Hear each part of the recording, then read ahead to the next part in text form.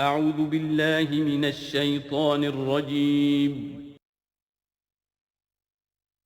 بسم اللہ الرحمن الرحیم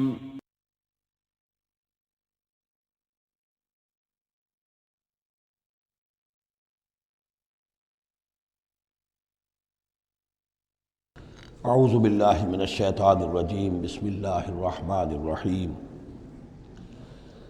وَلَقَدْ صَدَقَكُمُ اللَّهُ وَعْدَهُ إِذْ تَحُسُّونَهُم بِإِذْنِهِ حَتَّى إِذَا فَشِلْتُمْ وَتَنَازَعْتُمْ فِي الْأَمْرِ وَعَصَيْتُمْ مِنْ بَعْدِ مَا أَرَاكُمْ مَا تُحِبُّونَ مِنْكُمْ مَنْ يُرِيدُ الدُّنْيَا وَمِنْكُمْ مَنْ يُرِيدُ الْآخِرَةَ ثُمَّ صَرَفَكُمْ عَنْهُمْ لِيَبْتَلِيَكُمْ وَلَقَدْ عَفَا عَنْكُمْ وَاللَّهُ ذُو فَضْلٍ عَلَى الْمُؤْمِنِينَ صدق اللہ العظیم۔ پچھلی نشست میں ایک بات نامکمل رہ گئی تھی۔ حضور کے انتقال کے موقع پر میں نے جیسا کہ آپ کو بتایا کہ پھر حضرت ابو بکر جب تشریف لائے انہوں نے پھر خطبہ دیا، اس میں یہ آیت بھی پڑھی وَمَا مُحَمَّدٌ إِلَّا رَسُولٌ قَدْ خَلَتْ مِن قَبْلِهِ الرُّسُلُ أَفَإِن مَّاتَ أَوْ قُتِلَ انقلبتم عَلَىٰ أَعْقَابِكُمْ وَمَن يَنقلب عَلَىٰ عَقِبَيْهِ فَلَن يَضُرَّ اللَّهَ شَيْئًا۔ لیکن اس کے ساتھ ہی پھر جو الفاظ انہوں نے خود فرمایا اپنی طرف سے وہ بہت ہی بڑے اہم الفاظ ہیں اور بڑی جو سمجھیے کہ ہمت اور جرأت کا مظہر ہے۔ من کان یعبد محمدًا فإن محمدًا قد مات، جو کوئی بھی بندگی کرتا تھا پوجتا تھا محمد کی وہ سن لے کہ محمد کا انتقال ہو گیا صلی اللہ علیہ وسلم۔ ومن کان یعبد اللہ فإن اللہ حی لا یموت، اور جو کوئی اللہ کی بندگی کرتا تھا اللہ کو پوجتا تھا وہ جان رکھے کہ اللہ تعالیٰ زندہ ہے، اس پر موت وارد نہیں ہوگی۔ اب ہم آگے چل رہے ہیں وَلَقَدْ صَدَقَكُمُ اللَّهُ وَعْدَهُ۔ اب یہ جو عارضی شکست ہو گئی تھی اور مسلمانوں کو زخم پہنچی جس سے ان کے دل زخمی تھے، اس کے ضمن میں اب یہ بہت ہی قول فیصل کے انداز میں یہ آیت آئی ہے وَلَقَدْ صَدَقَكُمُ اللَّهُ وَعْدَهُ۔ دیکھو مسلمانوں، تم ہم سے کوئی شکایت نہیں کر سکتے، اللہ نے تم سے اپنا وعدہ پورا کر دیا تھا۔ اِذْ تَحُسُّونَهُم بِإِذْنِهِ، جبکہ تم انہیں قتل کر رہے تھے اللہ کے حکم سے، تہتے کر رہے تھے، فتح ہو گئی تھی، ہمارا وعدہ پورا تھا۔ حَتَّى إِذَا فَشِلْتُمْ وَتَنَازَعْتُمْ فِي الْأَمْرِ وَعَصَيْتُمْ مِنْ بَعْدِ مَا أَرَاكُمْ مَا تُحِبُّونَ، یہاں تک کہ جب تم ڈھیلے پڑے، یہاں ڈھیلے کا ترجمہ کچھ اور بھی کیا گیا ہے، میرے نزدیک تم نے ڈسپلن کو ڈھیلا کیا۔ نظم جو ہے سم و طاعت، اور سم و طاعت میں ظاہر بات ہے کہ ایک ہی شخص کی اطاعت نہیں ہوتی۔ حضور صلی اللہ علیہ وسلم کی اطاعت بھی فرض تھی، اور حضور نے کسی کو امیر مقرر کیا اس کی اطاعت بھی فرض تھی۔ آپ نے فرمایا من اطاعنی فقد اطاع اللہ، جس نے میری اطاعت کی اس نے اللہ کی اطاعت کی، ومن عصانی فقد عصی اللہ، جس نے میری نافرمانی کی اللہ کی نافرمانی کی، ومن اطاع امیری فقد اطاعنی، جس نے میرے مقرر کردہ امیر کی اطاعت کی اس نے میری اطاعت کی، ومن عصا امیری فقد عصانی، جس نے میرے نامزد کردہ امیر کی نافرمانی کی اس نے میری نافرمانی کی۔ تو اگرچہ حضور کے قول کی تو انہوں نے تعویل کر لی تھی کہ حضور نے تو ہم سے کہا تھا وہ شکست کی صورت میں کہ اگر ہم سب بھی اللہ کی راہ میں قتل ہو جائیں، تم دیکھو کہ چیلیں اور کوے ہمارا گوشت کھا رہے ہیں، تب بھی یہاں سے مت ہٹنا، تو ایک تعویل ہو گئی تھی۔ انہوں نے جان بوجھ کر حضور کے حکم کی خلاف ورزی نہیں کی، لیکن خلاف ورزی کی ہے جو لوکل کمانڈر تھے ان کے حکم کی۔ ومن عصا امیری فقد عصانی، یہ ہے اصل معاملہ اجتماعی زندگی کا، جب تک ڈسپلن جماعت نہ ہو، سم و طاعت جو ہے کسا ہوا نہ ہو، نظم جو ہے پورا نہ ہو۔ اب وہ درجہ بدرجہ ہوگا، فوج کا ایک سپہ سالار ہے، لیکن پوری فوج میں پھر کوئی داہنا بازو ہے، میسرہ ہے، میمنہ ہے، قلب ہے، پیچھے ہے، ہراول دستہ ہے، ہر ایک کا ایک کمانڈر ہے۔ اب وہاں پر یہ کہ اگر ان کے جو بھی احکام ہیں ان سے سرتابی ہوگی تو وہ فوج جو ہے پھر جو اس کا انجام ہوگا وہ آپ کو معلوم ہے۔ تو نظم تو ہے ایک جماعت کے اندر درجہ بدرجہ جو بھی نظام سم و طاعت ہے اس کے پورے کی پابندی کرنا۔ حتیٰ اذا فشلتم، جب تم ڈھیلے پڑ گئے، وتنازعتم فی الامر، اور امر میں تم نے جھگڑا کیا، وعصیتم من بعد ما اراکم ما تحبون، اور تم نے نافرمانی کی اس کے بعد کہ تم نے وہ چیز دیکھ لی جو تمہیں محبوب ہے۔ میری تعویل اس آیت کے بارے میں یہ ہے، اور بعض علماء نے تو خیر اس کو بہت پسند کیا ہے۔ بعض نے جو صحابہ کرام سے اتنا قلبی لگاؤ نہیں رکھتے، انہوں نے کہا یہ خام خواہ کو صحابہ کی وکالت کرتے ہیں۔ میرا یہاں پہ موقف یہ ہے کہ بعد ما اراکم ما تحبون سے مراد مال غنیمت نہیں ہے، اس لیے کہ مال غنیمت کی تقسیم کا قاعدہ جو ہے غزوہ بدر کے بعد ہو چکا تھا، چاہے کوئی شخص کو جمع کرے نہ کرے برابر کا حصہ اسے ملے گا۔ یہاں من بعد ما اراکم ما تحبون سے مراد فتح ہے، اور اس کے لیے قرآن یفصل بعضہ بعضا، سورہ صف کی وہ آیت وَأُخْرَىٰ تُحِبُّونَهَا نَصْرٌ مِّنَ اللَّهِ وَفَتْحٌ قَرِیب، گویا کہ یہاں بندہ مومن کو دنیاوی کامیابی کو بھی اپنا مقصود نہیں بنانا ہے۔ کامیابی کسے پسند نہیں ہے؟ مقصود نہیں، مقصود ہے اللہ کی رضا جوئی اور اپنا فرض ادا کرنا، مقصود یہ رہے۔ باقی کامیابی ہو ناکامی ہو جو کچھ بھی ہو اللہ کی مرضی ہے، اللہ کی حکمت ہے، اللہ کب فتح لانا چاہتا ہے وہ بہتر جانتا ہے۔ تو یہاں من بعد ما اراکم ما تحبون اکثر نے یہ سمجھا ہے کہ اس سے مراد ہے مال غنیمت کی طلب میں وہ وہاں پہرا چھوڑ کر چلے گئے۔ میرے نزدیک یہ بات صحیح نہیں ہے، یہاں پر ما تحبون سے مراد فتح ہے۔ وَلَقَدْ صَدَقَكُمُ اللَّهُ وَعْدَهُ إِذْ تَحُسُّونَهُم بِإِذْنِهِ حَتَّىٰ إِذَا فَشِلْتُمْ وَتَنَازَعْتُمْ فِي الْأَمْرِ وَعَصَيْتُم مِّن بَعْدِ مَا أَرَاكُم مَّا تُحِبُّونَ مِنكُم مَّن يُرِيدُ الدُّنْيَا، تم میں سے وہ بھی ہیں جو دنیا چاہتے ہیں، دنیا میں کامیابی ہو جائے، ہمارا بول بالا ہو جائے، حکومت ہماری قائم ہو جائے۔ مِنكُم مَّن يُرِيدُ الدُّنْيَا وَمِنكُم مَّن يُرِيدُ الْآخِرَةَ، تم میں وہ بھی ہیں جو صرف آخرت کے طالب ہیں۔ ثم صرفکم عنہم، تو گویا کہ تم ہمیں تو ہم سے شکایت نہیں کر سکتے، کوئی شکوہ نہیں کر سکتے، لیکن جب تم نے یہ کام کیا حتی اذا فشلتم وتنازعتم فی الامر وعصیتم من بعد ما اراکم ما تحبون، اس کے بعد فرمایا ثم صرفکم عنہم لیبتلیکم، پھر اللہ نے تمہارا رخ پھیر دیا ان کی طرف سے۔ پہلے تو یہ تھا کہ وہ بھاگ رہے تھے اور تم ان کے پیچھے ان کا تعاقب کر رہے تھے، اب وہ الٹا معاملہ ہو گیا کہ اب تم پیچھے اپنی جان بچانے کے لیے ادھر ادھر جا رہے ہو۔ لیبتلیکم، تاکہ تمہیں اور ابتلا میں مبتلا کرے، امتحان اور لے تمہارا۔ وَلَقَدْ عَفَا عَنْكُمْ، لیکن ساتھ ہی معافی نامہ بھی ہے، اللہ تمہیں معاف کر چکا ہے۔ جو بھی خطا ہو گئی ہے، جو بھی غلطی ہو گئی ہے، کسی سے ہوئی ہے، اللہ نے معاف فرمایا۔ وَاللَّهُ ذُو فَضْلٍ عَلَى الْمُؤْمِنِينَ، اور اللہ تعالیٰ اہل ایمان کے حق میں بہت فضل والا ہے۔ اِذْ تُصْعِدُونَ وَلَا تَلْوُونَ عَلَىٰ أَحَدٍ، جبکہ تم چڑھے جا رہے تھے پہاڑ پر، کوہ احد پر جان بچانے کے لیے، وَلَا تَلْوُونَ عَلَىٰ أَحَدٍ، اور پھر کسی کی طرف مڑ کر نہیں دیکھ رہے تھے، وَالرَّسُولُ يَدْعُوكُمْ فِي أُخْرَاكُمْ، اور رسول صلی اللہ علیہ وسلم پکار رہے تھے تمہیں تمہارے پیچھے سے۔ بھگدڑ جب مچ جاتی ہے تو صورت یہ ہو جاتی ہے۔ حضور کے گرد تو آ گیا تھا، نرغہ کر لیا گیا تھا، اور یہ کہ بعض صحابہ نے اپنے جسموں کو ڈھال کا کام، یعنی ڈھال کے طور پر استعمال کیا ہے، تب حضور صلی اللہ علیہ وسلم کو وہ بچانے میں کامیاب ہوئے ہیں۔ ویسے تو بچانے والا اللہ ہے، لیکن جو وسائل دنیاوی ہیں اس کے اعتبار سے۔ فَأَصَابَكُمْ غَمًّا بِغَمٍّ لِكَيْ لَا تَحْزَنُوا عَلَىٰ مَا فَاتَكُمْ، پھر اللہ تم پر غم کے بعد غم مسلسل ڈالتا رہا، تاکہ تم غمگین نہ ہوا کرو اس پر کہ جو تم سے تمہارے ہاتھ سے جاتا رہے، وَلَا مَا أَصَابَكُمْ، اور نہ اس تکلیف پر جو تم پر پڑے۔ یعنی رنج سے خوگر ہوا انسان تو مٹ جاتا ہے رنج۔ آدمی کو اگر کبھی اتفاقاً ہی کوئی رنج ہوتا ہو ایک، تو وہ رنج کا اثر بہت رہے گا، لیکن جب یہ ہے کہ پے بپے رنج آ رہے ہوں، اور سب سے بڑا رنج جو آیا وہ حضور کے انتقال کی خبر جب اڑ گئی، تو اپنے تن بدن کا تو ہوش ہی نہیں رہا کہ کسی کو کیا زخم لگا ہوا ہے، اور خود اس کا کوئی بازو کٹا ہوا ہے۔ اس طریقے سے اللہ تعالیٰ نے ان کے جو اس وقت کی کیفیت تھی اس میں ایک تخفیف پیدا کر دی۔ واللہ خبیر بما تعملون، اور اللہ تعالیٰ باخبر ہے اس سے جو تم کر رہے تھے۔ ثم انزل علیکم من بعد الغم امنۃ، پھر اس غم کے بعد اللہ تعالیٰ نے تم پر ایک اونگ، نیند سی طاری کر دی، نعاسن امنۃ نعاسن، یغشا طائفۃ منکم، کہ جو تم میں سے ایک گروہ کے اوپر جو ہے وہ طاری ہو گئی۔ اور یہ نیند جو آتی ہے یہ اطمینان قلب کا مظہر ہوتی ہے، کہ جیسے اب سب کچھ انسان نے بھلا دیا، اور یہ کہ ایک اس کی کیفیت جو ہے ہو گئی ہے، تو یہ اللہ کی رحمت کے طور پر ہوا۔ وَطَائِفَةٌ قَدْ أَهَمَّتْهُمْ أَنفُسُهُمْ يَظُنُّونَ بِاللَّهِ غَيْرَ الْحَقِّ، البتہ ایک گروہ ایسا تھا کہ جنہیں اپنی جانوں کی پڑی ہوئی تھی، اور وہ اللہ کے بارے میں ناحق گمان کر رہا تھا، ظن الجاہلیہ، جہالت والے گمان کر رہا تھا۔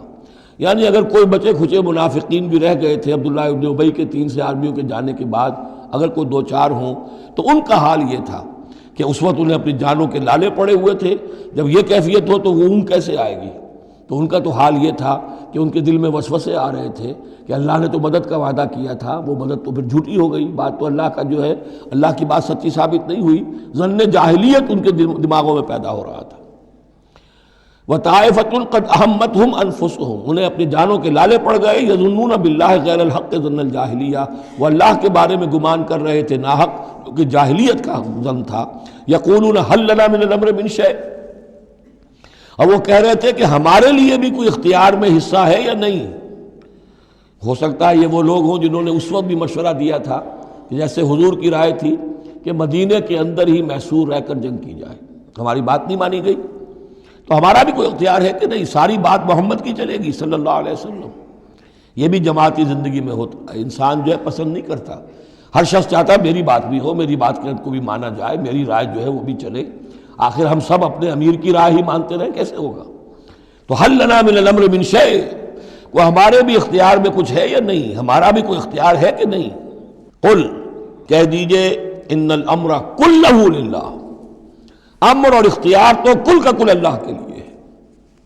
یخفون فی انفسہم ما لم یبدون لک، اے نبی یہ اپنے دل میں وہ بات چھپا رہے ہیں ما لا یبدون لک، جو آپ پر ظاہر نہیں کر رہے. ان کے دل میں کیا ہے اب اللہ کھول کر بتا رہا ہے. یقولون لو کان لنا من الامر شیء، یہ کہہ رہے ہیں کہ اگر ہمارا اختیار چلتا، ہماری رائے مانی جاتی، ہمارے مشورے پر عمل ہوتا، ما قتلنا ہاہنا، تو ہم یہاں قتل نہ ہوتے، یعنی ہمارے اتنے لوگ یہاں پر شہید نہ ہوتے. قل، اے نبی ان سے کہیے، لو کنتم فی بیوتکم، اگر تم سب کے سب اپنے گھروں میں ہوتے، لبرز الذین کتب علیہم القتل، تب بھی جن لوگوں کے حق میں اللہ کا فیصلہ ہو چکا تھا کہ وہ قتل ہوں، وہ تو کشا کشا میدان میں پہنچ جاتے. الی مضاجعہم، جو بھی ان کے کھیت رہنے کی جگہیں تھیں اللہ کے علم میں، انہیں وہاں پہنچ جانا تھا. یہ تو اللہ تعالیٰ کے فیصلے ہوتے ہیں، تمہاری تدبیر سے اس کا کوئی تعلق نہیں. جن کے لیے یہ طے تھا اللہ کے علم میں، اللہ کی مشیت میں، کہ انہیں یہ جو خلعت فاخرہ ہے، شہادت کی پہنانی ہے، وہ آتے خود بخود پہنچ جاتے، گھروں سے نکل کر آتے کشا کشا. وَلِيَبْتَلِيَ اللَّهُ مَا فِي صُدُورِكُمْ، اور یہ تو اللہ تعالیٰ اصل میں جھان پھٹک کر رہا ہے جو تمہارے دلوں میں ہے، اس کی ابتلا کر رہا ہے، آزما رہا ہے. وَلِيُمَحِّصَ مَا فِي قُلُوبِكُمْ، اور تاکہ وہ بالکل پاک اور خالص کر دے جو کچھ تمہارے دلوں میں ہے. وَاللَّهُ عَلِيمٌ بِذَاتِ الصُّدُورِ، اور اللہ تعالیٰ سینوں کے اندر کی مخفی باتوں کو بھی جانتا ہے. ان الذین تولوا منکم یوم التقى الجمعان، وہ لوگ کہ جو میدان جنگ سے چلے گئے اس دن جس دن کی دو جمعیتیں ایک دوسرے کے مقابلے میں آئیں. یہ تذکرہ ہو رہا ہے کچھ ایسے حضرات کا کہ جو جنگ کی جب شدت ہوئی تو وہ جان بچانے کے لیے، جیسے کچھ لوگ کوہ احد پر چڑھے تھے، وہ ذرا اس سے آگے بڑھ کر میدان ہی سے فرار کر گئے. ان میں حضرت عثمان رضی اللہ تعالیٰ عنہ کا نام بھی آتا ہے. اب وہ کیفیت ایسی اضطراری کیفیت تھی کہ اس میں کسی سے کسی ضعف کا، کمزوری کا اظہار ہو جائے تو وہ بالکل ایک قرین قیاس بات ہے. جب حضرت عمر سے اظہار ہو گیا تو اور بہرحال حضرت عثمان رضی اللہ تعالیٰ عنہ کا درجہ تو ان کے بعد ہی ہے، وہ جذبات میں آ کر تلوار چھوڑ کر بیٹھ گئے. تو اسی طرح کی بات ہے. ان الذین تولوا منکم یوم التقى الجمعان، بے شک وہ لوگ جو ہٹ گئے میدان سے، فرار کی راہ اختیار کر گئے جس دن کے دو فوجیں آپس میں لڑی. انما استزلهم الشیطان ببعض ما کسبوا، یہ اصل میں شیطان نے ان کے پاؤں پھسلا دیے تھے ان کے بعض افعال کی وجہ سے. کوئی کسی وقت تقصیر ہو گئی ہے، کوئی کوتاہی کسی وقت ہو گئی ہے، اور وہ ہر ایک سے ہو سکتی ہے، معصوم تو صرف نبی ہوتے ہیں. اس کی وجہ سے شیطان کو پھر موقع مل جاتا ہے کہ کسی موقع پر وہ اڑنگا لگا کر اس شخص کو، خواہ وہ کتنا ہی نیک ہو اور کتنا ہی صاحب رتبہ ہو، پھر یہ کہ کہیں کسی جگہ پھسلا دے. وَلَقَدْ عَفَا اللَّهُ عَنْهُمْ، اللہ انہیں معاف کر چکا ہے. یہ الفاظ بہت اہم ہیں، اس لیے کہ اہل تشیع نے اس چیز کو بہت اچھالا ہے. حضرت عثمان کی جو ہے وہ توہین کرتے ہیں، ان کے اوپر تنقید کرتے ہیں کہ یہ تو بھاگ گئے تھے میدان جنگ سے پیٹ دکھا کر، اور وہاں یہ بھول جاتے ہیں کہ اللہ تعالیٰ نے تو اعلان کیا ہے ان کی معافی کا، چاہے حضرت عثمان تھے یا اور بھی تھے. وَلَقَدْ عَفَا اللَّهُ عَنْهُمْ، اللہ انہیں معاف کر چکا ہے. اب کسی مسلمان کے لیے جائز نہیں ہے کہ ان پر زبان تان دراز کرے۔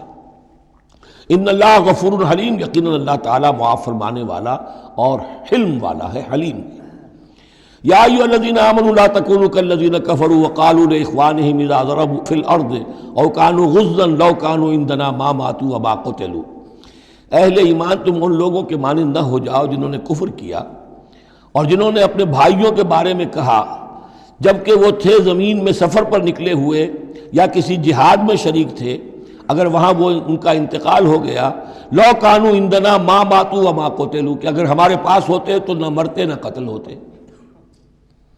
ہر شخص کی موت کا وقت تو معین ہے، تمہارے جیب میں تمہاری گود میں بیٹھے ہوئے ہوں تب بھی موت آ جائے گی، چاہے وہ کہیں بڑے ہی مضبوط پہروں والے قلعوں میں ہو، موت تو وہاں بھی پہنچ جائے گی۔ تو تم ان لوگوں کی طرح کی باتیں نہ کرو، یہ تو کافروں کی طرز کی باتیں ہیں، اگر ہمارے پاس ہوتے، اگر جنگ میں نہ جاتے تو بچ جاتے، یوں ہو جاتا تو یوں ہو جاتا، یہ ساری باتیں در حقیقت جیسے ایک حدیث میں آتا ہے، حضور نے فرمایا ان کلمۃ لو تفتح عمل الشیطان، یہ لو کاش یوں ہو جاتا، کاش ایسے ہو جاتا تو یوں ہو جاتا، یہاں سے اس کلمے ہی سے شیطان کا عمل شروع ہو جاتا ہے۔ جو ہوا اس لیے ہوا کہ اللہ کو اس کا ہونا منظور تھا، اس کی حکمتیں اسے معلوم ہیں، آپ اس کی حکمت کا احاطہ نہیں کر سکتے۔ یا ایھا الذین آمنوا لا تکونوا کالذین کفروا وقالوا لاخوانہم اذا ضربوا فی الارض او کانوا غزا لو کانوا عندنا ما ماتوا وما قتلوا لیجعل اللہ ذلک حسرۃ فی قلوبہم، یہ تو اللہ تعالیٰ ان کے دلوں میں حسرت کی آگ جلا دیتا ہے، یہ بھی گویا کہ ان کے کفر کی سزا ہے۔ واللہ یحیی و یمیت، اور دیکھو اللہ زندہ رکھتا ہے اور وہی موت وارد کرتا ہے۔ واللہ بما تعملون بصیر، اور جو کچھ تم کر رہے ہو اللہ اسے دیکھ رہا ہے۔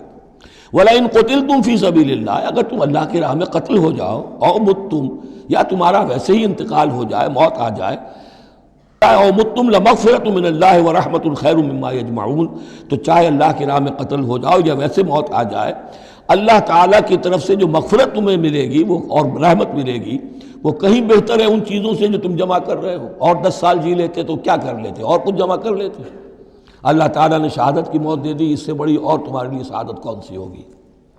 وَلَئِن مُتُّمْ أَوْ قُتِلْتُمْ لَإِلَى اللَّهِ تُحْشَرُونَ، اور چاہے تمہیں بستروں پر موت آئے، چارپائیوں پر جان نکلے، اور چاہے تم قتل ہو، ہر حال میں تمہیں بہرحال اللہ کی جناب میں جمع کر دیا جائے گا، گھیراؤ کر کے تمہارا وہاں لے جایا جائے گا، آخری منزل تو وہی ہے۔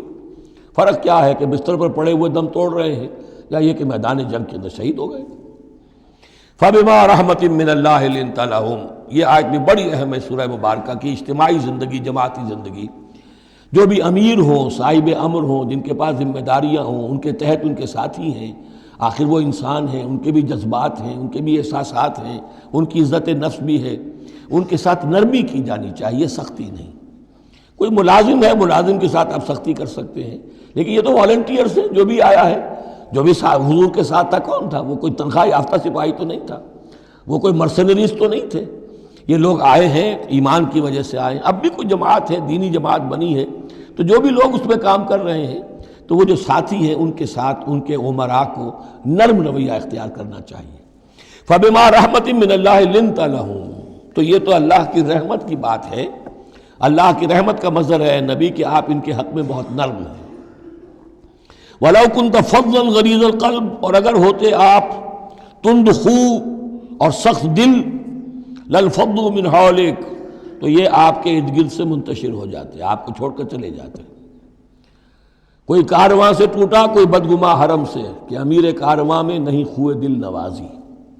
فاعف عنہم، اب چونکہ اتنی بڑی غلطی ہوئی تھی، بہت بڑا چرکا لگ گیا تھا مسلمانوں کو، حضور سے کہا جا رہا ہے اپنے ان ساتھیوں کے بارے میں بھی اپنے دل میں میل مت آنے دیجیے، غلطی ہو گئی ہے، کوتاہی ہو گئی ہے، اللہ نے معاف کر دیا ہے، فاعف عنہم، تو آپ بھی انہیں معاف کر دیں، عام حالات میں بھی معاف کرتے رہا کریں۔ واستغفر لہم، جو خطا ہو گئی یا ہو جائے اس پر استغفار کیا کریں ان کے لیے۔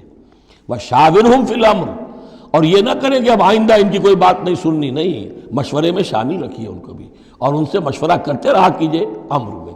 اس سے بھی باہمی اعتماد پیدا ہوتا ہے کہ ہمارا امیر ہم سے مشورہ کرتا ہے، ہماری بات کو اہمیت دیتا ہے۔ یہ بھی گویا کہ در حقیقت اجتماعی زندگی کے لیے بہت ہی ضروری بات ہے۔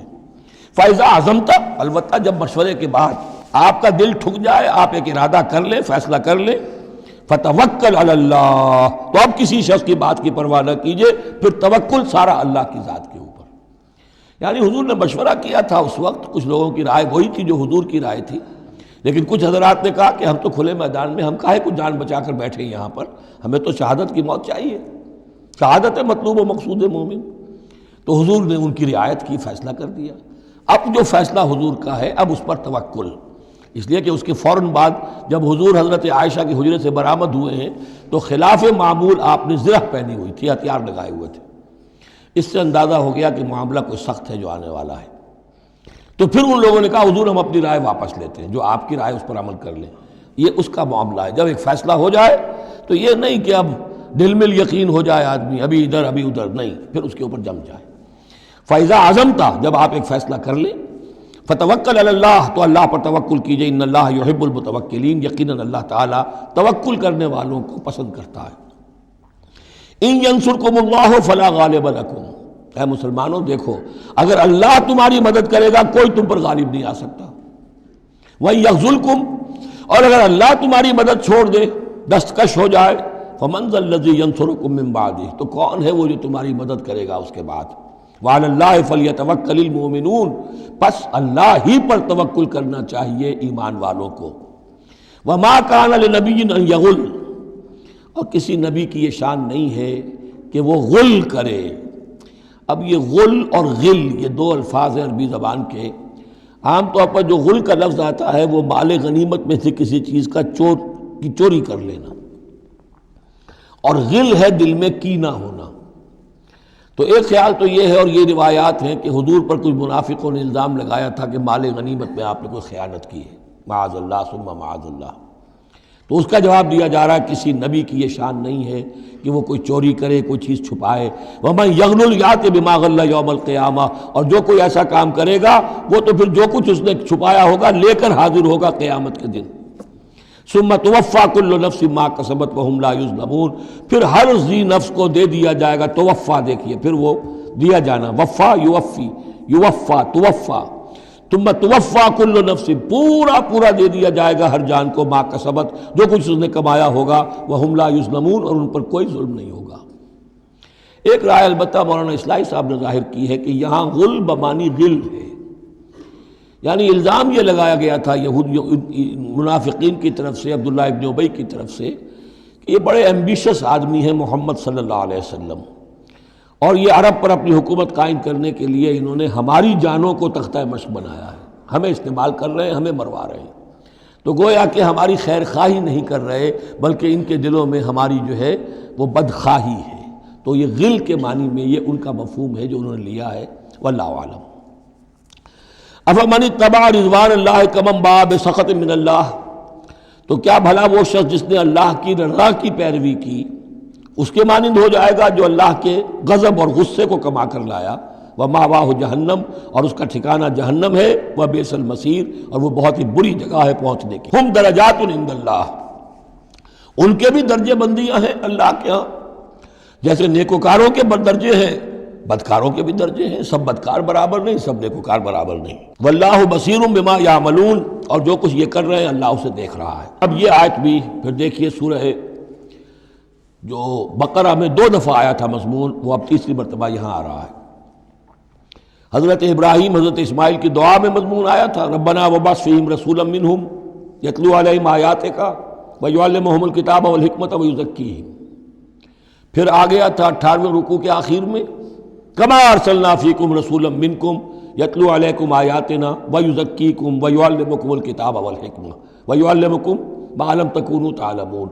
اب یہ تیسری مرتبہ مضمون آیا، لقد من اللہ علی المؤمنین، اللہ نے بہت بڑا احسان کیا ہے اہل ایمان پر، اذ بعث فیہم رسولا من انفسہم، جب ان میں اٹھایا ایک رسول انہی میں سے، ان کی اپنی جانوں میں سے، ان کی اپنی قوم میں سے، یتلو علیہم آیاتہ، جو تلاوت کرتے سناتا ہے انہیں اس کی آیات، ویزکیہم، اور انہیں پاک کرتا ہے۔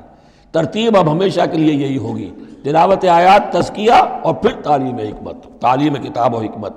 وَيُعَلِّمُهُمُ الْكِتَابَ وَالْحِكْمَةَ، اور تعلیم دیتا ہے انہیں کتاب اور حکمت کی۔ وَإِن كَانُوا مِن قَبْلُ لَفِي ضَلَالٍ مُبِينٍ، اور یقیناً اس سے پہلے یعنی رسول کی آمد سے قبل تو وہ لازماً کھلی گمراہی کے اندر مبتلا تھے۔ اولما اصابتکم مصیبۃ قد اصبتم مثلھا قلتم انا ھذا، تو جب تم پر ایک مصیبت آئی جب کہ تم اس سے دگنی مصیبت جو ہے ان کو پہنچا چکے ہو، قلتم انا ھذا، تم کہتے ہو یہ کہاں سے آ گیا، یہ کیوں ہو گیا؟ اللہ نے پہلے مدد کی تھی اب کیوں نہیں کی؟ قل ھو من عند انفسکم، اے نبی کہہ دیجیے یہ تمہارے اپنے نفسوں کی شرارت کی وجہ سے ہوا، تم نے غلطی کی، تم نے حکم کی خلاف ورزی کی، حتی اذا فشلتم وتنازعتم فی الامر وعصیتم من بعد ما اراکم ما تحبون ان اللہ علی کل شیء قدیر، اللہ تو ہر چیز پر قادر ہے۔ گویا کہ اسی مضمون کو دوہرا کر لایا گیا کہ وَلَقَدْ صَدَقَكُمُ اللَّهُ وَعْدَهُ، اللہ وعدہ اپنا پورا کر چکا تھا۔ وَمَا أَصَابَكُمْ يَوْمَ الْتَقَى الْجَمْعَانِ، البتہ یہ اللہ چاہتا تو کنڈون کر دیتا، تمہیں کوئی سزا نہ دیتا، معاف کر دیتا بغیر سزا دیے، لیکن یہ کہ اللہ کی حکمت کا تقاضا یہ ہوا کہ تمہیں سزا دی جائے، اس لیے کہ ابھی تو بڑے بڑے مراحل آنے ہیں۔ اگر اسی طرح تم نظم کو توڑتے رہے اور احکام کی خلاف ورزی کرتے رہے تو پھر تمہاری حیثیت جو ہے ایک جماعت کی تو نہیں ہوگی، پھر تو ایک انبوہ ہے، ہجوم مومنین ہوگا، جماعت، لشکر، فوج، حزب اللہ درکار تو وہ ہے۔ وما اصابکم یوم التقى الجمعان، اور جو بھی مصیبت تم پر آئی ہے اس دن جس دن کے دونوں لشکر بھڑ گئے تھے آپس میں، فباذن اللہ، وہ اللہ کے اذن سے آئی ہے، بغیر اللہ کے اذن کے تو یہ تکلیف نہیں آ سکتی تھی۔ وَلِيَعْلَمَ الْمُؤْمِنِينَ، اور یہ اس لیے کہ اللہ جان لے کہ کون ہے اصل مومن، حقیقی مومن، صابر مومن، جو مستقیم مومن ہے۔ وَلِيَعْلَمَ الَّذِينَ نَافَقُوا، اور تاکہ دیکھ لے کہ کون ہے منافق۔ اور یہاں اصل ترجمہ ہم کرتے ہیں تاکہ اللہ ظاہر کر دے کہ کون ہے مومن اور ظاہر کر دے کہ کون ہے منافق۔ کھل گیا کہ نہیں؟ 300 کو لے کر عبداللہ ابن ابی چلا گیا تو اب سب کو پتہ تو چل گیا، آئندہ ان کی بات پر اعتبار تو نہیں کریں گے، وہ چکنی چپڑی باتیں کریں گے تو ان کی باتیں جو ہے کان لگا کے سنیں گے تو نہیں۔ تو اللہ تعالیٰ نے چاہا کہ who's who and what is what یہ بالکل مبرہن ہو جائے، واضح ہو جائے۔ وقیل لہم تعالوا، اب یہاں وہ تذکرہ ہو رہا ہے آخر میں اس واقعے کا کہ جب کہ عبداللہ ابن ابی 300 آدمیوں کو لے کے واپس چلا گیا، اس وقت کچھ لوگوں نے اس سے کہا ہوگا کہ کہاں جا رہے ہو بے وقوفو، اس وقت تو لشکر سامنے آمنے سامنے کھڑے ہیں اور 300 آدمی نکل جائیں 1000 میں سے تو بقیہ جو باقی ہیں ان کے بھی کچھ نہ کچھ دلوں میں کمزوری پیدا ہوگی، جیسے کہ بنو حارثہ اور بنو سلمہ کے اندر کمزوری عارضی طور پر پیدا ہو گئی تھی۔ تو سمجھانے والوں نے جب کہا فقیل لہم تعالوا قاتلوا فی سبیل اللہ او ادفعوا، آؤ بھائی آؤ، کہاں جا رہے ہو، اللہ کی راہ میں قتال کرو یا دفاع کرو۔ دفاع ہو رہا ہے تو مدینے کے اوپر حملہ ہوگا تو کیا ہوگا، اگر یہاں پر یہ لشکر جو ہے شکست کھا گیا تو کیا تمہاری بہو بیٹیاں جو ہے پھر آ کر وہ انہیں لے کر اپنی باندیاں بنا کر نہیں لے جائیں گے؟ اللہ کی راہ میں جنگ کرو، اگر یہ نہیں تو کم سے کم اب دفاع جو ہے مدینے کا اس کے لیے تو کھڑے رہو۔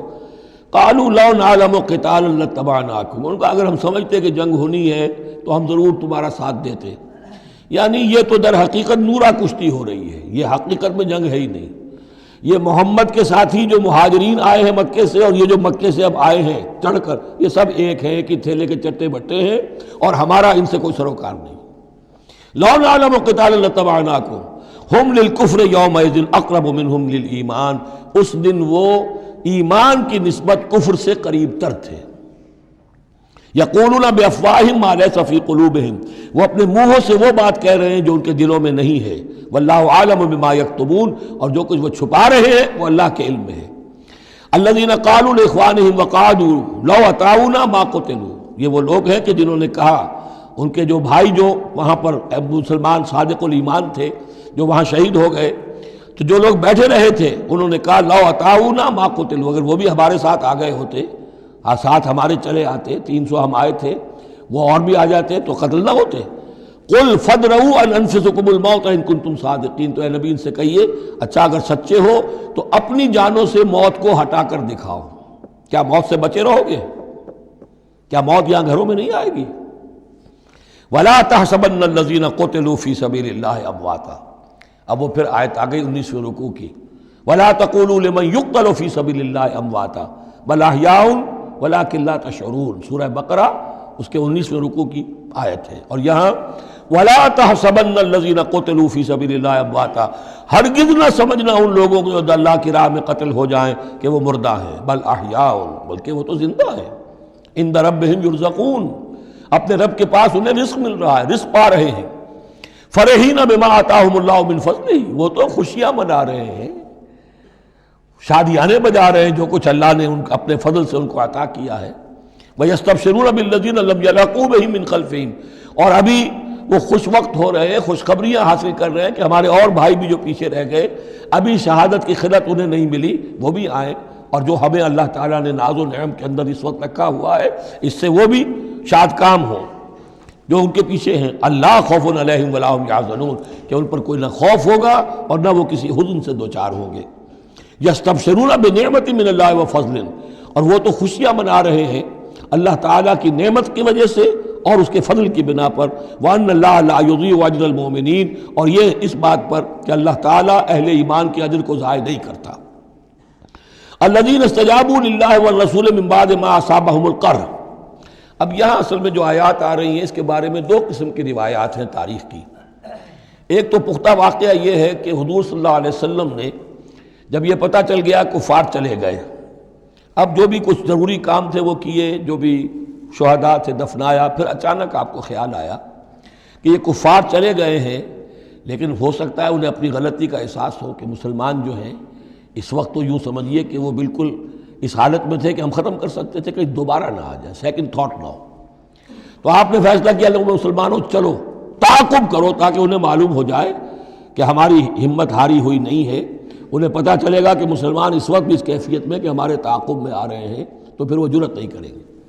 تو اس وقت اہل ایمان جو تھے انہوں نے اس کے باوجود کہ جسم جو ہے زخموں سے چور چور تھے، اتنا بڑا صدمہ پہنچا تھا، پھر وہ تیار ہو گئے اور حضور 8 میل تک ہمراہ الاسد تک چل کر آئے مدینے سے باہر، اور وہاں جو ہے ابو سفیان کو وہ خیال فی الواقع آ چکا تھا اور وہ لوٹنے کی فکر کر رہا تھا۔ ایک تاجر ادھر سے آ رہا تھا، اس نے کہا تھا جا کے مسلمانوں سے بتا دو کہ میں بہت بڑا لشکر لے کر آ رہا ہوں فوراً۔ تو آ کر انہوں نے کہا بھی، لیکن اس کے بعد انہوں نے کہا کہ جو بھی ہو سو ہو، جو اللہ کا حکم ہے اس کے رسول کا حکم ہے، ہم تو کمر کس کے آ گئے ہیں۔ اسی طرح کا واقعہ بیان ہوتا ہے کہ ابو سفیان جاتے ہوئے یہ کہہ گیا تھا کہ اب اگلے سال دوبارہ ملاقات ہوگی بدر میں، یعنی 1 سال پہلے بدر میں جنگ ہوئی تھی، اب 1 سال کے بعد جو ہے یہ احد میں ہم آ گئے مدینے پر حملہ آور ہو کر، اب ہمارے تمہارے درمیان تیسرا مقابلہ بدر میں ہوگا اگلے سال، وہ بدر صغریٰ کہلاتا ہے۔ تو حضور اس کے لیے نکلے، گئے بدر تک، ادھر سے ہی ابو سفیان اپنا پورا لشکر لے کر آئے، اور اس مرتبہ پھر وہی کیا کہ کچھ لوگوں کے ذریعے سے ہراسمنٹ پیدا کی، خوف پیدا کیا کہ لوگوں کیا کر رہے ہو بے وقوفو، وہ قریش تو بہت بڑا لشکر لے کر آ رہے ہیں، بہت بڑا لشکر لے کر آ رہے ہیں۔ تو اس کے جواب میں مسلمانوں نے وہ صبر والے کلمات کہے جو آ رہے ہیں۔ تو یہ دونوں یہ الفاظ جو ہیں، یہ آیات دونوں پر منطبق ہو سکتی ہیں۔ الذین استجابوا للہ والرسول من بعد ما اصابہم القرح، جن لوگوں نے لبیک کہی اللہ کی پکار پر اور رسول کی پکار پر اس کے بعد کہ انہیں چرکے لگ چکے تھے، زخم ان کے جسم زخمی تھے۔ للذین احسنوا منہم واتقوا اجر عظیم، یقیناً ایسے محسنین اور متقین کے لیے بہت بڑا اجر ہے۔ الذین قال لهم الناس ان الناس قد جمعوا لكم، جنہیں آ کر خبردار کیا تھا اور جن کو خوف دلایا تھا لوگوں نے کہ دیکھو لوگ بڑی جمع ہو گئے ہیں، بڑی قوت بڑی جمعیت آ رہی ہے، فخشوہم، ان سے ڈرو، فزادہم ایمانا، اس سے ان کے ایمان میں اور اضافہ ہو گیا۔ وقالوا حسبنا اللہ ونعم الوکیل، اور انہوں نے کہا اللہ ہمارے لیے کافی ہے اور اس کا سہارا سب سے اچھا سہارا ہے۔ فانقلبوا بنعمت من اللہ، ابو سفیان کو جب پتہ چلا کہ محمد تو ہمارے تعاقب میں آ رہے ہیں تو انہوں نے عافیت اسی میں سمجھی کہ وہ پھر سیدھا مکہ کی طرف رخ کر لیا، اور یہی معاملہ ہوا ہے کہ بدر صغریٰ جو دوسری مرتبہ وہ بدر میں آنے کا، جب اس نے سنا کہ محمد الرسول اللہ تو اپنے پورے ساتھیوں کے ساتھ آ گئے ہیں تو کوئی کرنی کترا کر اور طرح دے کر نکل گیا، مقابلے میں نہیں آیا۔ فانقلبوا بنعمت من اللہ، تو وہ لوٹ آئے اللہ تعالیٰ کے انعام سے، نعمت سے، وفضل، اور اس کے فضل سے، لم یمسسہم سوء، کوئی برائی ان کو مس نہ کر سکی، کوئی تکلیف نہیں پہنچی، آزمائش تھی وہ اللہ نے کر لی۔ واتبعوا رضوان اللہ، انہوں نے تو اللہ کی رضا کی پیروی کی۔ واللہ ذو فضل عظیم، اور یقیناً اللہ تعالیٰ بڑے فضل کا مالک ہے۔ انما ذالکم الشیطان یخوف اولیاء، اے مسلمانوں یہ شیطان ہے جو تمہیں ڈراتا ہے اپنے ساتھیوں سے، وہ چاہتا ہے کہ اس کے جو ساتھی کفار ہیں، حزب الشیطان ہے، وہ اس کا خوف تمہارے اوپر قائم کر دیں۔ اور ایک معنی اس کے یہ بھی لیے گئے ہیں کہ شیطان کی اس تخویف کا اثر انہی پر ہوتا ہے جو اس کے ولی ہوتے ہیں. جو اولیاء اللہ ہیں ان پر شیطان کی طرف سے اس قسم کی وسوسہ اندازی کا اثر نہیں ہوتا. ذالکم الشیطان یخوف اولیاءہ، وہ ڈراتا ہے تمہیں اپنے دوستوں سے یا ڈراتا ہے اپنے دوستوں کو. جو شیطان کے ساتھ رشتہ رکھتے ہیں، جو اس کی باتیں سنتے ہیں، انہی پر اثر ہوتا ہے شیطان کی طرف سے اس قسم کی وسوسہ اندازیوں کا. فلا تخافوہم، تو تم ان سے مت ڈرو، وخافونی، مجھ سے ڈرو، ان کنتم مؤمنین، اگر تم مومن صادق ہو. ولا يحزنک الذین یسارعون فی الکفر، اور اے نبی یہ لوگ جو کفر کے معاملے میں اس قدر سرگرمی دکھا رہے ہیں، بھاگ دوڑ کر رہے ہیں، وفد جا رہے ہیں ادھر سے ادھر، یہودیوں کے وفد جا رہے ہیں مکے، یا آؤ چڑھائی کرو ہم اندر سے تمہاری مدد کریں گے. اب یہ جو یوں سمجھیے جسے آج کل آپ کہتے ہیں کہ بڑی ڈپلومیٹک ایکٹیویٹی ہو رہی ہے اس وقت، ادھر ادھر جو پھر رہے ہیں، تو اے نبی اس سے آپ کوئی رنجیدہ نہ ہو، کچھ نہیں ہوگا. یہ سارا جو ہے وہ سیلاب کے اوپر کا جیسے جھاگ ہوتا ہے، اس کے سوا کچھ نہیں. ولا يحزنک الذین یسارعون فی الکفر، جو لوگ یہ چلت پھرت دکھا رہے ہیں کفر کے لیے، اے نبی اس سے آپ رنجیدہ نہ ہوں. انہم لن یضروا اللہ شیئا، وہ ہرگز اللہ کو کوئی نقصان نہیں پہنچا سکیں گے. یرید اللہ اللہ یجعل لہم حظا فی الآخرہ، یہ تو اللہ کے اس فیصلے کا ظہور ہے کہ اللہ نہیں چاہتا کہ ان کا کوئی حصہ آخرت میں ہو. وَلَهُمْ عَذَابٌ عَظِيمٌ، اور ان کے لیے تو بڑا عذاب ہے.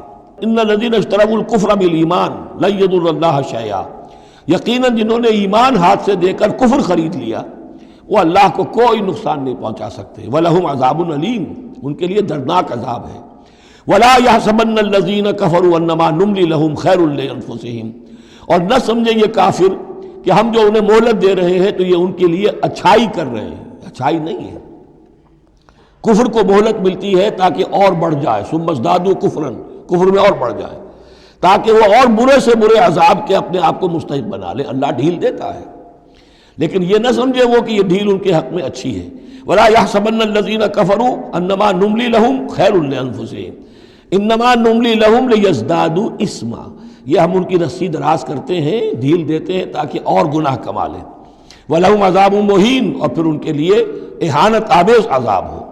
مَا كَانَ اللَّهُ لِيَذَرَ الْمُؤْمِنِينَ، یہ آیت پھر بہت اہم آ گئی ہے کہ اللہ تعالیٰ کی طرف سے یہ آزمائشیں کیوں آتی ہیں، اپنے نیک بندوں کو، اپنے صالح بندوں کو ان تکلیفات میں کیوں ڈالتا ہے، حالانکہ وہ تو قادر مطلق ہے، آنے واحد میں جو چاہے کر دے. ما کان اللہ لیذر المؤمنین علی ما انتم علیہ، دیکھو اللہ کے لیے یہ بات اللہ کی حکمت کے مطابق نہیں ہے کہ وہ تمہیں چھوڑے رکھے اسی حال میں جس میں تم ہو.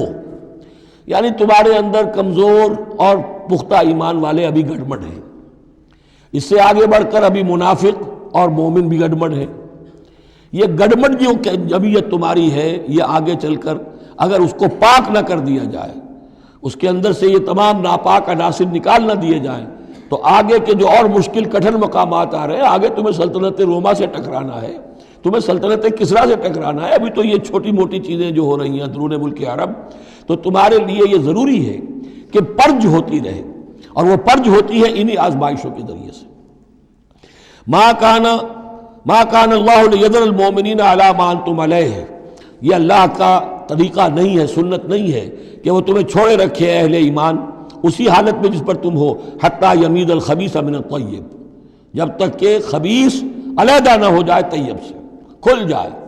یہ خبثاء ہے، یہ منافقین ہیں، یہ وہ لوگ ہیں، یہ ففتھ کالمسٹ ہیں، بات واضح ہو جائے، اور صرف صادق الایمان لوگ وہ بالکل نکل کر علیحدہ ہو جائے. وما کان اللہ لیطلعکم علی الغیب، اور اسی طریقے سے اللہ تعالیٰ کی یہ بھی طریقہ نہیں ہے کہ غیب کی خبریں تمہیں دے. لیکن اللہ یجتبی من رسلہ من یشاء، ہاں یہ معاملہ اللہ تعالیٰ نے کہ غیب کے حالات کی اطلاع دینا یہ اپنے رسولوں کے لیے رکھا ہوا ہے. جس کو وہ چن لیتا ہے رسولوں میں سے، وہ غیب کے حالات بھی بتاتا ہے. وہ غیب ان کو از خود معلوم نہیں ہوتا، اللہ کے بتانے سے معلوم ہوتا ہے. یعنی یہ کہ ان آزمائشوں میں کیا حکمتیں ہیں، کیا اس میں تمہارے لیے خیر آ رہا ہے، ہر چیز ہر ایک کو نہیں پڑھائی جائے گی بچوں کی طرح، البتہ یہ کہ یہ چیزیں ہم رسولوں کو بتا دیتے ہیں. فآمنوا باللہ ورسولہ، تمہارے لیے طریقہ صحیح کیا ہے؟ ایمان پختہ رکھو اللہ پر اور اس کے رسولوں پر. وَإِن تُؤْمِنُوا وَتَتَّقُوا فَلَكُمْ أَجْرٌ عَظِيمٌ، اور اگر تم یہ دو شرطیں پوری کر دو گے، ایمان میں ثابت قدم رہو گے، تقوی پر کاربند رہو گے، تو تمہارے لیے بہت بڑا اجر ہے. ولا يحسبن الذين يبخلون بما آتاهم الله من فضله هو خيرا لهم، اسی طرح نہ سمجھیں وہ لوگ کہ جو بخل کر رہے ہیں اس مال کے ساتھ جو اللہ نے انہیں دیا ہے اپنے فضل میں سے، کہ یہ ان کے لیے خیر ہے۔ ظاہر بات ہے جب جنگ احد کے لیے تیاری ہو رہی ہوگی، حضور نے کہا ہوگا کہ لاؤ بھائی لوگ اب کچھ پیسے دیں، کچھ مال و اسباب جمع کریں تاکہ اسباب جنگ جو ہے وہ فراہم کیے جائیں۔ اب جو ان میں سے غنی تھے، ان میں سے جن لوگوں نے بخل کیا، اب ان پر اشارہ ہو رہا ہے کہ انہوں نے بخل کر کے بچا لیا، وہ یہ نہ سمجھے کہ یہ کوئی اچھا کام کیا ہے۔ ولا يحسبن الذين يبخلون بما آتاهم الله من فضله، اللہ نے اپنے فضل سے انہیں جو کچھ عطا کیا ہے، اب اس میں بخل سے کام لے رہے ہیں کہ وہ ان کے لیے اچھا ہے، بل هو شر لهم، یہ ان کے لیے بہت برا ہے۔ سيطوقون ما بخلوا به يوم القيامة، اسی مال کے توق بنا کر ان کے گردنوں میں پہنائے جائیں گے قیامت کے دن جو بخل انہوں نے کیا تھا۔ وللہ میراث السماوات والارض، اور آسمانوں اور زمین کی وراثت بالآخر اللہ ہی کے لیے ہے۔ آج یہ تمہارے پاس ہے، یہ میرے پاس ہے، بالآخر سب کچھ اللہ کے لیے رہ جائے گا، ہم نہیں ہوں گے، ہمارے بعد کسی اور کا، پھر کسی اور کا، اور پھر یہ سارا مال و اسباب ہاتھ بدلتے ہوئے بالآخر میراث تو اللہ کی ہے۔ وَلِلَّهِ مِيرَاثُ السَّمَاوَاتِ وَالْأَرْضِ وَاللَّهُ بِمَا تَعْمَلُونَ خَبِيرٌ، اور جو کچھ تم کر رہے ہو اللہ اس سے باخبر ہے۔ یہاں وہ 18 رکوع مکمل ہو گئے، 6 رکوع جو غزوہ احد کے بیان میں تھے۔ اب 2 کنکلوڈنگ رکوع ہے اس سورہ مبارکہ کے۔ لَقَدْ سَمِعَ اللَّهُ قَوْلَ الَّذِينَ قَالُوا إِنَّ اللَّهَ فَقِيرٌ وَنَحْنُ أَغْنِيَاءُ، اللہ نے سن لی ہے بات، قول ان لوگوں کا جو یہ کہتے ہیں کہ اللہ فقیر ہے، ہم غنی ہیں۔ ان میں منافقین بھی شامل ہو سکتے ہیں اور یہودی بھی۔ جب حضور کہتے تھے اللہ تعالیٰ کو ضرورت ہے قرض حسنہ دو، تو گویا کہ اللہ تو فقیر ہوا، پھر محتاج ہوا، ہم غنی ہیں، ہمارے پاس دولت ہے۔ سنکتب ما قالوا، ہم لکھ لیں گے جو کچھ انہوں نے کہا ہے۔ بڑا غصہ ہے اس کے اندر، ہم لکھ لیں گے جو کچھ انہوں نے کہا ہے۔ فوراً تو نہیں پکڑتے، لیکن ایک وقت آئے گا کہ جس دن انہیں اپنے اس قول کی پوری جو ہے اس کی سزا مل جائے گی۔ اور صرف یہی نہیں، قتلہم الانبیاء بغیر حق، اور جو نبیوں کو یہ قتل کرتے رہے ناحق، وَنَقُولُ ذُوقُوا عَذَابَ الْحَرِيقِ، اور ہم کہیں گے کہ اب چکھو مزہ اس جلا دینے والے سلگتی ہوئی آگ کا۔ ذَلِكَ بِمَا قَدَّمَتْ أَيْدِيكُمْ، اور یہ سب کچھ ہے تمہارے اپنے ہاتھوں نے جو آگے بھیجا ہے۔ وَأَنَّ اللَّهَ لَيْسَ بِظَلَّامٍ لِّلْعَبِيدِ، اور اللہ تو اپنے بندوں کے حق میں ہرگز ظالم نہیں ہے۔ الَّذِينَ قَالُوا إِنَّ اللَّهَ عَهِدَ إِلَيْنَا، یہ گویا کہ پھر یہود کی طرف رخ ہو گیا ہے، جیسا کہ اس صورت میں پہلے تھا، اس رکوع میں 19ویں میں۔ جو لوگ یہ کہتے ہیں کہ اللہ نے ہم سے ایک عہد لے لیا تھا، اللہ نؤمن لرسول حتی یاتینا بقربان تاکلہ النار، کہ ہم کسی رسول پر ایمان نہ لائیں جب تک کہ وہ ایسی قربانی پیش نہ کرے جسے آگ کھا جائے۔ یہ ابتدائی زمانے میں جیسا کہ میں نے عرض کیا تھا، عہد طفولیت تھا نوع انسانی کا، تو خرق عادت چیزیں بہت ہوتی تھی۔ ان میں سے ایک بات یہ بھی تھی یہود کے ہاں ابتدائی دور میں کہ اگر کوئی شخص قربانی پیش کرتا ہے اللہ کی جناب میں، کوئی بچڑا اس نے ذبح کیا، پیش کر دیا، اللہ کے لیے صدقہ کیا، نذر کیا ہے، تو آسمان پر سے ایک آگ اترتی تھی جو اسے بھسم کر دیتی تھی۔ یہ علامت ہوتی ہے اس کی کہ یہ قربانی قبول ہو گئی۔ جیسے حابیل اور قابیل کے قصے میں ہے کہ دونوں نے کچھ پیش کیا، قربا قربانا فتقبل من احدہما ولم یتقبل من الآخر، ایک کی قبول ہو گئی دوسری کی نہیں ہوئی۔ پتہ کیسے چلا؟ آپ اگر قربانی کرتے ہیں عید الاضحیٰ میں، کس کی قربانی قبول ہوئی کس کی نہیں ہوئی کیا پتہ، یہ تو اللہ ہی جانتا ہے۔ لیکن پہلے ایسی علامات حسی ہوتی تھی کہ پتہ چل جاتا تھا یہ قربانی اللہ نے قبول کر لی۔ تو اسی کے لیے انہوں نے کہا کہ ہم سے تو عہد لے لیا تھا اللہ نے کہ ہم کسی رسول کو جب تک کہ وہ یہ معجزہ نہ دکھائے اس وقت تک نہیں مانیں گے، تو اگر محمد رسول ہے تو یہ معجزہ دکھائیں۔ یہ تھی بات جس کا جواب دیا جا رہا ہے۔ قُلْ قَدْ جَاءَكُمْ رُسُلٌ مِّن قَبْلِي بِالْبَيِّنَاتِ، اے نبی ان سے کہیے تمہارے پاس مجھ سے پہلے بہت سے رسول آئے واضح معجزوں کے ساتھ، وَبِالَّذِي قُلْتُمْ، اور وہ معجزہ بھی انہوں نے دکھایا جو تم کہہ رہے ہو، فَلِمَ قَتَلْتُمُوهُمْ، پھر تم نے انہیں کیوں قتل کیا، ان کنتم صادقین، اگر تم سچے ہو۔ فَإِن كَذَّبُوكَ، پھر اے نبی اگر وہ آپ کو جھٹلا دیں، فَقَدْ كُذِّبَ رُسُلٌ مِّن قَبْلِكَ، تو یہ آپ ہی کے ساتھ معاملہ نہیں ہوا، آپ سے پہلے بھی جو رسول تھے انہیں جھٹلایا گیا۔ گویا کہ یہ تو اس راستے کی ایک عام جو ہے وہ تجربہ ہے جو آپ کو بھی کرنا پڑے گا، جو اس سے پہلے نبیوں کے ساتھ ہوا ہے۔ جاؤ بالبینات، وہ بھی آئے تھے واضح نشانیاں لے کر، واضح معجزات کے ساتھ، والزبر، اور صحیفے لے کر، والکتاب المنیر، اور روشن کتاب لے کر۔ کل نفس ذائقۃ الموت، ہر ذی نفس کو موت کا مزہ چکھنا ہے، ایک دن تو موت آ جائے گی۔ وَإِنَّمَا تُوَفَّوْنَ أُجُورَكُمْ يَوْمَ الْقِيَامَةِ، اور دوسری بات تمہیں لازماً تمہارے اجر پورے پورے دے دیے جائیں گے. انما توفون اجورکم یوم القیامہ، قیامت کے دن. فمن زحزح عن النار، تو جو کوئی بچا لیا گیا جہنم سے، آگ سے، وادخل الجنہ، اور داخل کر دیا گیا جنت میں، فقد فاز، وہ کامیاب ہو گیا. اللہم ربنا اجعلنا منہم، اللہم ربنا اجعلنا منہم. وما الحیات الدنیا الا متاع الغرور، اور نہیں ہے دنیا کا یہ سارا ساز و سامان مگر دھوکے کی ٹٹی، دھوکے کا سامان. اب وہ آیت آ گئی جو سورہ بقرہ کے 19ویں رکوع میں آئی تھی، وَلَنَبْلُوَنَّكُمْ بِشَيْءٍ مِّنَ الْخَوْفِ وَالْجُوعِ وَنَقْصٍ مِّنَ الْأَمْوَالِ وَالْأَنفُسِ وَالثَّمَرَاتِ. صرف یہ کہ صیغہ بدلا ہوا ہے، یہاں مجہول کا صیغہ ہے. لَتُبْلَوُنَّ فِي أَمْوَالِكُمْ وَأَنفُسِكُمْ. اے مسلمانوں دوبارہ کان کھول کے سن لو، تمہیں لازماً آزمایا جائے گا، تمہارے مالوں میں بھی اور تمہاری جانوں میں بھی. وَنَقْصٍ مِّنَ الْأَمْوَالِ وَالْأَنفُسِ وَالثَّمَرَاتِ، یہ آنا ہے، کان کھول کر سن لو. یہ پھولوں کی سیج نہیں ہے، یہ کانٹوں بھرا بستر ہے. جنت لینی ہے تو یہ نہیں ٹھنڈے ٹھنڈے اور بغیر تکلیفیں اٹھائے تمہیں جنت مل جائے گی. ام حسبتم ان تدخلوا الجنہ ولا تسمعن من الذين اوتوا الكتاب من قبلكم ومن الذين اشركوا اذى كثيرا، اور تمہیں لازماً سننی پڑیں گی ان لوگوں سے بھی کہ جنہیں تم سے پہلے کتاب دی گئی تھی، اور ان مشرکین سے بھی اذى كثيرا، بڑی تکلیف دہ باتیں سننی پڑیں گی. سنو اور صبر کرو، جیسے حضور سے ابتدا میں کہا گیا تھا وَاصْبِرْ عَلَىٰ مَا يَقُولُونَ وَاهْجُرْهُمْ هَجْرًا جَمِيلًا. جو کچھ یہ کہہ رہے ہیں سنیے اور صبر کیجیے. اور ہمیں خوب معلوم ہے، کسی نے آ کر کہہ دیا مجنون ہے، کسی نے کہہ دیا شاعر ہے، کسی نے کہا ساحر ہے، کسی نے کہا مسحور ہے. وَلَقَدْ نَعْلَمُ أَنَّكَ يَضِيقُ صَدْرُكَ بِمَا يَقُولُونَ. اے نبی ہمیں خوب معلوم ہے کہ جو کچھ یہ کہہ رہے ہیں، جو کچھ آپ کو سننا پڑ رہا ہے ان کی زبانوں سے، اس سے آپ کا سینہ بھیجتا ہے، آپ کو تکلیف پہنچتی ہے، لیکن صبر کیجیے. وہی بات ہے جو کہی جا رہی ہے مسلمانوں سے. وَإِن تَصْبِرُوا وَتَتَّقُوا فَإِنَّ ذَلِكَ مِنْ عَزْمِ الْأُمُورِ. اور اگر تم صبر کیے رہو گے، ثابت قدم رہو گے اور تقویٰ کی راہ اختیار کیے رکھو گے، فَإِنَّ ذَلِكَ مِنْ عَزْمِ الْأُمُورِ، تو یہ بڑے ہمت کے کاموں میں سے ہے. وَإِذْ أَخَذَ اللَّهُ مِيثَاقَ الَّذِينَ أُوتُوا الْكِتَابَ. اور یاد کرو جب کہ اللہ نے جن کو کتاب دی تھی ان سے ایک قول و قرار لیا تھا، ایک میثاق لیا تھا. لَتُبَيِّنُنَّهُ لِلنَّاسِ وَلَا تَكْتُمُونَهُ. تم لازماً اسے واضح کرو گے لوگوں کے لیے، چھپاؤ گے نہیں. تم نے علم کو چھپا لیا، علم تو عام کرنے کی شے ہے. لَتُبَيِّنُنَّهُ لِلنَّاسِ وَلَا تَكْتُمُونَهُ، اسے چھپاؤ گے نہیں. فَنَبَذُوهُ وَرَاءَ ظُهُورِهِمْ. اس عہد کو انہوں نے اپنی پیٹھوں کے پیچھے پھینک دیا. وَاشْتَرَوْا بِهِ ثَمَنًا قَلِيلًا، اور بڑی ہلکی سی حقیر سی قیمت اس کی وصول کر لی. فَبِئْسَ مَا يَشْتَرُونَ، تو بہت ہی بری شے ہے جو وہ حاصل کر رہے ہیں، جو چیز انہوں نے قبول کی ہے. وَلَا تَحْسَبَنَّ الَّذِينَ يَفْرَحُونَ بِمَا أَتَوْا. اور نہ سمجھے وہ لوگ کہ جو اگر کچھ دے دیتے ہیں، کچھ نیکی کر لیتے ہیں، جو کچھ کیا ہے تو اس پر فرح بہت یعنی اینٹ رہے ہیں، اینڈ رہے ہیں، اکڑ رہے ہیں، ہم نے یہ کچھ کر دیا ہے. وَيُحِبُّونَ أَن يُحْمَدُوا بِمَا لَمْ يَفْعَلُوا. اور اس سے بھی اگلا درجہ ان لوگوں کا ہوتا ہے جو چاہتے ہیں کہ ان کی تعریف کی جائے ایسے کاموں پر جو انہوں نے کیے ہی نہیں ہیں. اور اس کی سب سے بڑی مثال آج کل کے دور میں سپاس نامے ہوتے ہیں. فلاں صاحب آئے، سپاس نامہ پیش کیا جا رہا ہے. جو ان کے کہیں 7 پشتوں میں بھی کوئی کام ان سے نہ ہوا ہو وہ بھی ان کے کھاتے میں ڈال کر، یہ جو چاپلوسی ہوتی ہے تو وہ پسند کرتے ہیں اس کو. وَيُحِبُّونَ أَن يُحْمَدُوا بِمَا لَمْ يَفْعَلُوا.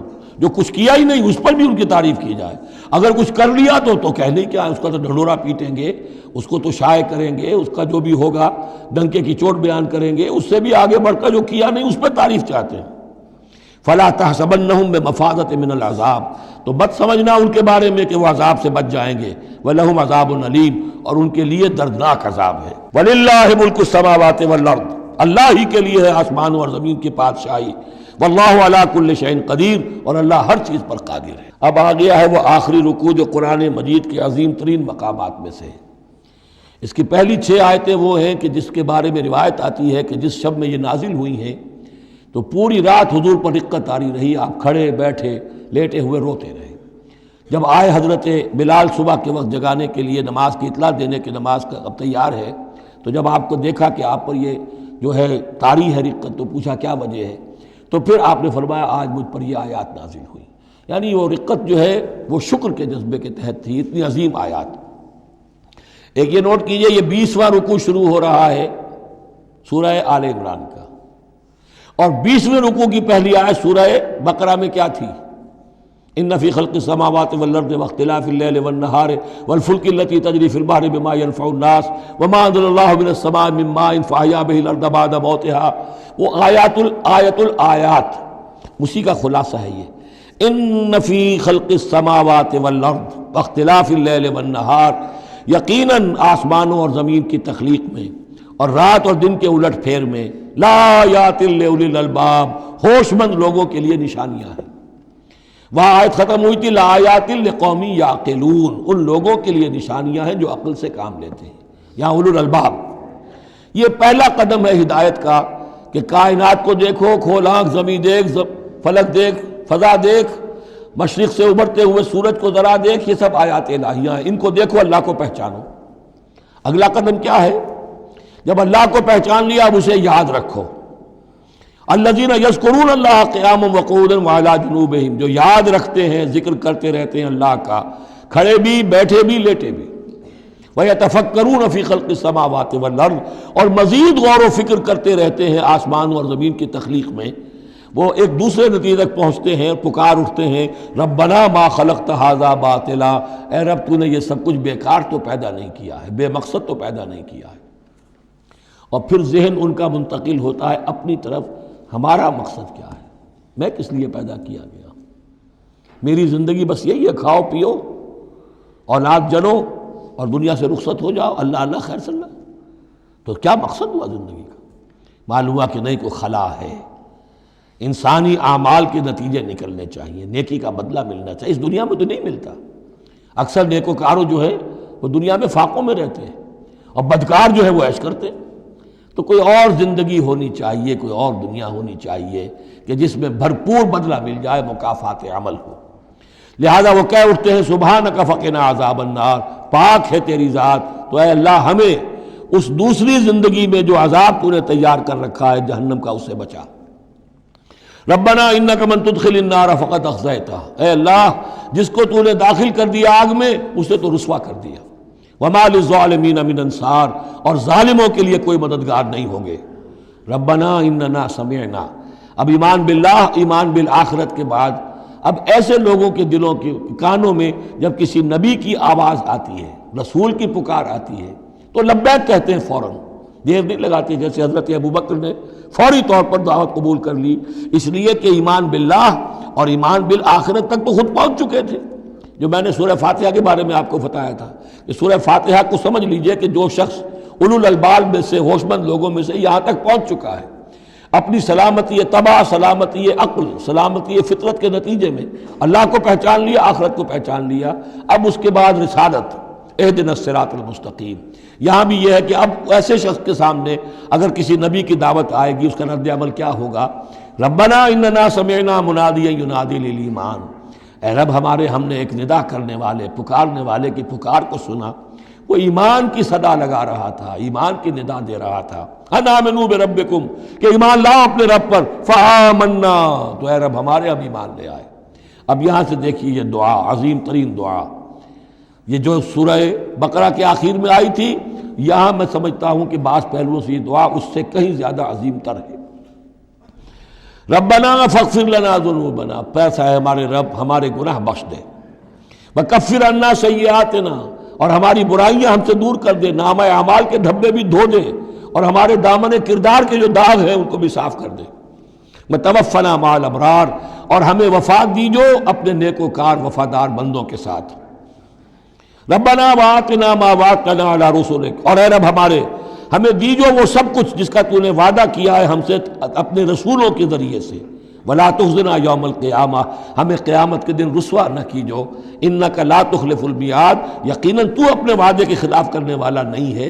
ہمیں شک ہے تو اس بات میں ہے کہ آیا ہم تیرے ان وعدوں کے مصداق ثابت ہو سکیں گے یا نہیں، لہذا تو اپنی شان غفاری سے ہماری کوتاہیوں پر پردہ پوشی کیجو، اور ہمیں دے دیجو وہ سب کچھ جو تو نے وعدہ کیا ہے رسولوں کے ذریعے سے۔ فاستجاب لہم، اب یہ ہے دعا کی قبولیت کی انتہا، فوراً اس دعا کے بعد قبولیت۔ اللہ نے ان کی دعا قبول فرمائی، انی لا اضیع عمل عامل منکم، کہ میں تم میں سے کسی عمل کرنے والے کے کسی عمل کو ضائع کرنے والا نہیں ہوں۔ من ذکر او انثی، خواہ وہ مرد ہو خواہ عورت، بعضکم من بعض، تم ایک دوسرے ہی میں سے ہو، ایک ہی باپ کے نطفے سے بیٹا اور بیٹی، اور ایک ہی ماں کے رحم میں پلی ہے بیٹی بھی اور بیٹا بھی۔ فالذین ہاجروا، تو میرے وہ بندے اور اے میرے وہ بندوں جنہوں نے یہ کام کیے میرے لیے، فالذین ہاجروا، جنہوں نے ہجرت کی، واخرجوا من دیارہم، جو اپنے گھروں سے نکال دیے گئے، واوذوا فی سبیلی، جنہیں میری راہ میں ایذائیں پہنچائی گئیں، وقاتلوا، اور انہوں نے میری راہ میں جنگ کی، وقتلوا، جانیں بھی دے دی، قتل ہو گئے، لَأُكَفِّرَنَّ عَنْهُمْ سَيِّئَاتِهِمْ، کوئی شک ہی نہیں، لازماً میں ان سے ان کی برائیوں کو دور کر دوں گا، ان کے نامہ اعمال میں کوئی دھبے ہوں گے انہیں بھی دھو دوں گا، وَلَأُدْخِلَنَّهُمْ جَنَّاتٍ تَجْرِي مِن تَحْتِهَا الْأَنْهَارُ، اور لازماً داخل کروں گا انہیں ان باغات میں جن کے نیچے نہریں بہتی ہیں، ثوابا من عند اللہ، اور یہ بدلہ ہوگا اللہ کے پاس سے، واللہ عنده حسن الثواب، اور یقیناً اچھا بدلہ اللہ ہی کے پاس ہے۔ اب اس کے بعد جو 4 آیتیں رہ گئیں، 5 آیتیں، یہ پھر ایک کنکلوڈنگ ہے تمام پر، چونکہ اس وقت اس صورت میں کچھ یہود کا ذکر ہوا، نصارہ کا، اہل کتاب کا، اہل ایمان کا، مشرکین کا بھی۔ لا یغرنک تقلب الذین کفروا فی البلاد، اے نبی صلی اللہ علیہ وسلم، یہ کافر جو بھاگ دوڑ کر رہے ہیں ادھر سے ادھر، ادھر سے ادھر، اور سازشیں کر رہے ہیں اور جمعیتیں فراہم کر رہے ہیں اسلام کو ختم کرنے کے لیے، اس سے آپ دھوکے میں نہ آئیں، ان کی طاقت کے بارے میں کہیں آپ مروب نہ ہو جائیں۔ لا یغرنک تقلب الذین کفروا فی البلاد متاع قلیل، یہ ہم نے تھوڑی دیر کے لیے انہیں ساز و سامان دے دیا ہے، ثم ماواہم جہنم، پھر ان کا ٹھکانہ جو ہے وہ تو جہنم ہی ہے، وبئس المہاد، اور وہ بہت برا ٹھکانہ ہے۔ لیکن الذین اتقوا ربہم، اس کے برعکس جن لوگوں نے اللہ کا اپنے رب کا تقوی اختیار کیا، لہم جنات تجری من تحتہا الانہار خالدین فیہا، ان کے لیے باغات ہوں گے جن کے دامن میں ندیاں بہتی ہوں گی، اس میں وہ ہمیشہ ہمیشہ رہیں گے، نزلا من عند اللہ، اور یہ بھی ابتدائی مہمان نوازی ہوگی اللہ کی طرف سے، نزل، وما عند اللہ خیر للابرار، اور مزید جو اللہ کے پاس ہے وہ بہت بہتر ہے نیکوکار لوگوں کے لیے۔ یہ نوٹ کر لیجئے، جو میں نے وہ حدیث کے الفاظ بار بار سنائے کہ جنت کی اصل نعمتیں وہ ہیں ما لا عین رات ولا اذن سمعت وما خطر علی قلب بشر، یہ جو کچھ قرآن میں ذکر ہے یہ نزل ہے، ابتدائی مہمان نوازی ہے۔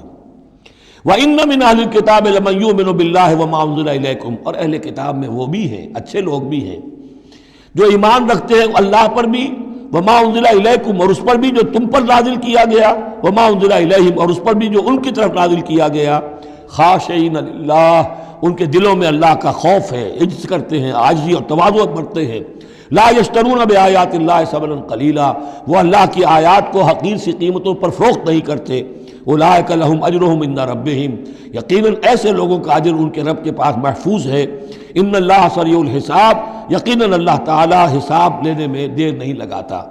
آخری آیت پھر بہت جامع ہے، یا ایھا الذین آمنوا، اہل ایمان، اصبروا، صبر کرو، وصابروا، صبر میں اپنے دشمنوں سے بڑھ جاؤ۔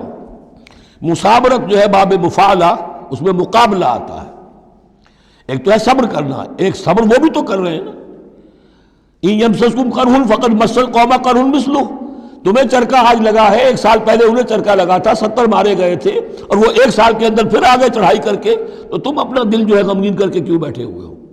تو تمہیں تو ان سے بڑھ کر صبر کرنا ہے، ان سے بڑھ کر قربانیاں دینی ہے، تبھی تو تم در حقیقت اللہ تعالیٰ کے صحیح وفادار ثابت ہوگے۔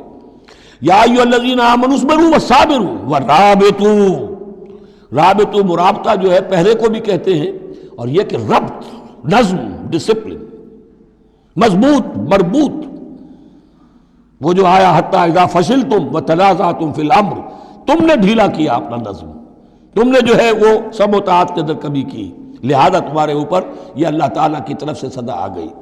یا ایھا الذین آمنوا اصبروا وصابروا ورابطوا، اہل ایمان صبر پر جاگزی رہو اور صبر کے مقابلے میں دوسروں سے آگے نکل جاؤ، ورابطوا، اور مربوط رہو، واتقوا اللہ لعلکم تفلحون، اور آخری اور اہم ترین چیز اللہ کا تقوی اختیار کیے رکھو تاکہ تم فلاح پاؤ۔